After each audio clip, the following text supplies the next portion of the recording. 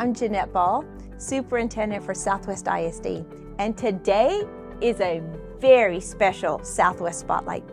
I have an amazing, talented, beautiful, humorous individual, and she's also a graduate of Southwest ISD. So Joanna, thank you so much for joining me. Thank you for having me, Dr. Ball. It's exciting to be here. I am thrilled to be here with you. So I know that you recently attended our homecoming. How was that from the 1940s when you graduated? Oh, I'm sorry. Oh, no. Yeah, a little bit up. A little bit? Okay. 2002. 2002? But yeah, still a long ways away. How was that compared to your homecoming? Surreal. Well, a lot has changed. You guys have this big blow up now where the football team runs out from. We didn't have that. Just a lot of great positive changes. One of the things I think that really floored me was when I was coming past the concession, I noticed that there was a mini tacos. Oh, yes. The soccer team was They're yummy. Yes, and they had a little light and they had cumbias. Everything was magical from start to finish. Yes. It was amazing.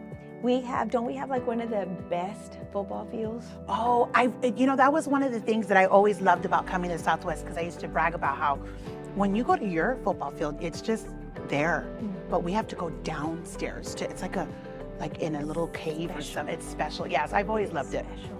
So tell me, what have you been up to since after graduation? Since after graduation, just life, right? But when I left Southwest, I moved to New York City because I was accepted to the American Musical and Dramatic Academy. My theater teacher here at Southwest was Linda Adamy. Oh, I remember at the time. her. Yes, she was my theater teacher, and Omar Leos as well, which we're all still in communication with each other. But I moved to New York when I was 18, and I went to the American Musical and Dramatic Academy.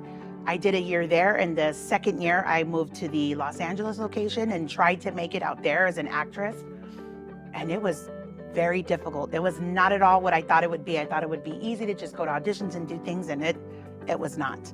So ever since then, I have to be completely transparent and say I gave up on the dream of pursuing acting and comedy and all that, because I just felt like it just was not attainable, or I couldn't reach that goal. Fast forward to I married my husband, which I met him here at Southwest. I married my husband. We started a family. And then Chona was born. Wow. And now I'm touring nationwide. I'm doing stand-up comedy, and it's just amazing that all this happened in my 30s. So I've gotten to see a few of your pictures when you were a student here. Yeah. What do you think your teachers would say now? Do you think that they're surprised in regards to your other side and your professional side of you? What do you think? Actually, I've seen a lot of my teachers at my shows. They've come to visit me and support me at my shows, and they're not surprised. They're like, it was only a matter of time. We just didn't know when it was going to happen, but we're happy to see you here where you always belonged. And it's really refreshing and nice to hear that. It's like confirmation for me that I'm doing the right thing. It's amazing because it's a male-dominated industry, and I've had a few females, one in particular that sticks out. I talk about her all the time, Irma Ruiz. She was a teacher for Southwest ISD, who's now a nationwide touring comedian. But the males have been more welcoming to me. That is wonderful. It's amazing. It's amazing because it's a male-dominated industry, so it's nice. It's nice to be welcomed in that way. Well, you and I certainly have that in common, because Yes. I can tell you that the superintendency is something that's been dominated by men for a long, long time. Yeah. You know, in the Bexar County area, there's very few females. Yes. So we certainly have that in common. So. Absolutely. That's one of the first things I said to you when I met you at our first meeting. I said, how does it feel to sit in this seat right here? It feels good. I bet it does. It's about time. I said, girl, it's about time somebody is in this seat, good. woman of power. I'm all about that. Yes. Tell me about when you graduated, from our district. Where was graduation at? Alamo Dome. At the Alamo Dome. I think you guys still do it there, right? Yes, yeah, we it sure was do. at the Alamo Dome. What year did you graduate? It was 2002. It was 2002. I yeah. was here already. Yeah. Were you really? Yes. Where were you? Well, in 2002, let me think. I think I was Maybe I was the principal at Big Country because I started here in 1995. And when my gosh. when I tell the students that, they think it's like in the dinosaur ages. Oh yeah, they're like, oh, the 90s. The 90s, yes. That was like me in high school, and it's like, we're doing 70s Day. I'm like, ooh, 70s. Yes. Yes. Wow, that's crazy that the young kids are thinking that 90s is Old. that old. Mm-hmm. Wow. Yeah, so I started in 1995 here in the district, and then I left just for a quick 10 years. Yeah. And now, thanks to this amazing board, I got to come back, and never did I dream that Dr. Versta would retire, but then he finally did. Well, that's what was shocking to me, because he was my middle school principal, and then he was my high school principal for a little bit, and then for as long as I've been out of high school, he's been in that seat. So yes, I was very happy that it was a woman in that seat now. Thank you. I mean, no offense to Dr.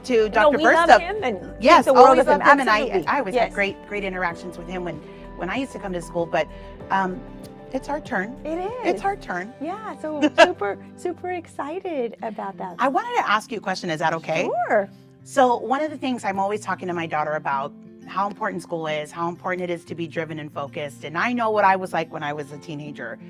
Being in this position of power right now, how did you stay driven and focused in your adolescent years? Two things. Definitely, I had a mother that she would always encourage me. And I'm going to say this in Spanish, and I'll translate it because she always said it to me in Spanish. And she'd always say, tu educación es la única cosa que nadie te puede quitar. Yes. Te pueden quitar tu casa, tu carro, hasta te pueden quitar tu marido. Pero tu educación, nadie te lo puede quitar. So very true. My mom always encouraged me. But then I also had a counselor that said that college was not for me. Oh, wow. She said, you better start thinking about what you're going to do when you grow up, because you're not going to college. Was it because your grades weren't? I think it was probably a combination of things. School was hard for me. School was hard.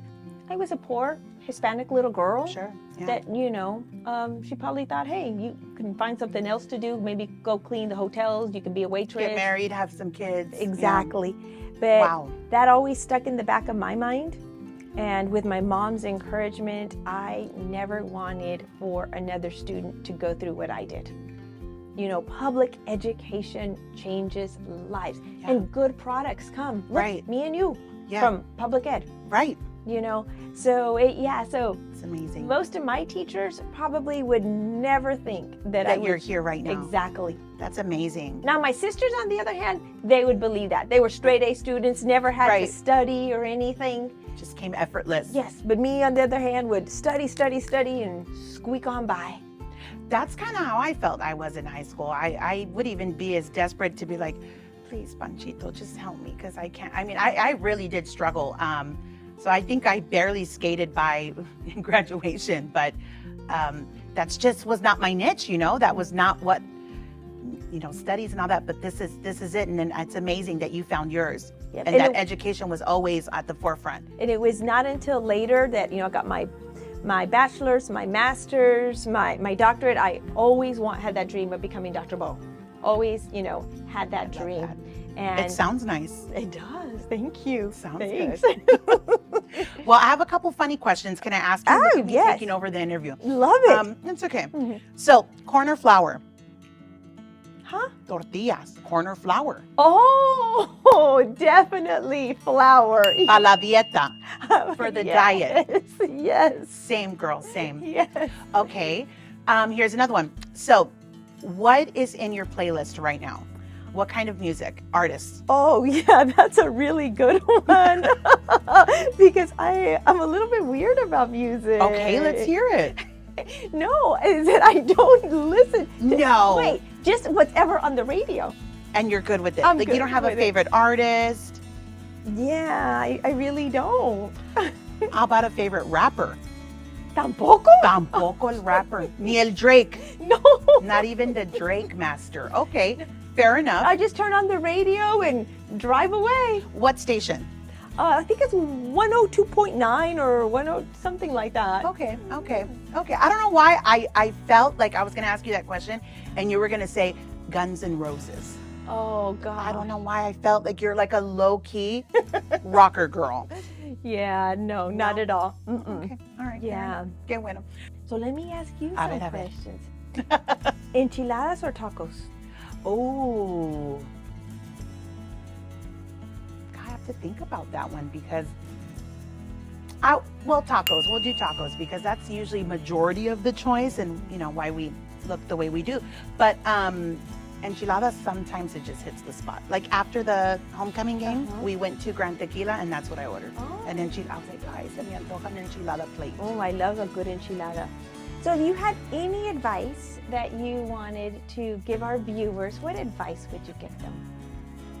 It would be to take charge and stand up in the face of adversity because it's gonna hit you no matter what. Life comes and it comes unannounced, and it may not always go as planned. But if you follow your true passion, you will always find your way out of it somehow, some way. Life is hard. Very. Life is not easy. We all face challenges. It doesn't matter whether we're skinny, fat, old, young. Yeah. You know, it hits us. Right. And we need sometimes just to laugh. Let go and unwind, and you provide that. Thank you. For so many. And that's something that we can't take for granted because sometimes we can be so uptight. Yes. So we need to sometimes just let it out con carcajadas. Yes, absolutely. That's one of the things I think that makes it so much more important for me to continue doing what I'm doing. The amount of stories and the amount of messages that I've received from people that have felt suicidal or struggling with mental health or had a really bad day. I had one that I will never forget where she had just lost her husband a month prior, and she went on this rabbit hole of my TikToks. And she said that she hadn't laughed in a month, hadn't smiled in a month, and that it just brought her out of that mourning phase. And even though the reality is her husband's gone, she said that it felt like it was God's way of telling her, you can laugh and live again. You know, so she sent me this beautiful message, and that's when I realized what I was doing was bigger than me. Yeah. Well, I want to give you the opportunity to be on a big stage. Yes. On a big stage. I would love that. So at the beginning of every year, we put on a convocation. Oh, yes. And it's the big pep rally for our district employees. And every year I stress over it and I think about it, I pray over it, like, who am I going to bring to motivate our teachers, to encourage them, to inspire them? And this year, I want it to be you. Oh, thank you. I want it to be you because what I see in you is that our little girls can grow up to be and do anything they want. Yes. So will you accept my invitation that for next August, you will be our convocation guest speaker? Absolutely. Without a doubt, no hesitation. Yay! Thank you for that. I love it. Absolutely. Thank you. That's a really great honor. Thank you. Well, I know so that happy to our accept. staff will be so excited. Lots of our staff has heard about you, knows about you, and what a testament to our school district that one of our very own graduates is going to come back and be on the Southwest ISD stage. In my view, there's no better stage. Let's go, honey. Yes, absolutely. I agree. So I'm looking forward to that. Me too. I can't wait to tell my dad. He's going to be so excited. Well, and you invite him too. Yes, I should. I should tell my parents to come. They would love it. Please, because we're excited, to have you in that amazing opportunity.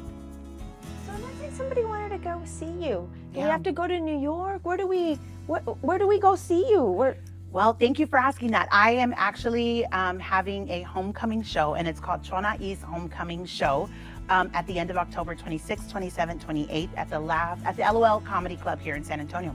Wow. And tickets are still available, so come on over. Well, I certainly will be there. Yes. I will certainly be there, and I want to encourage everybody to go see you, support you, because you're one of us. Yes. You're one of us. You bleed green. Yes, we do. So you're one of us, and I just want to thank you for your time. Y échale muchas ganas. Sí, manita, no hay de qué. All right. No hay de más. Thank you so much. Thank you.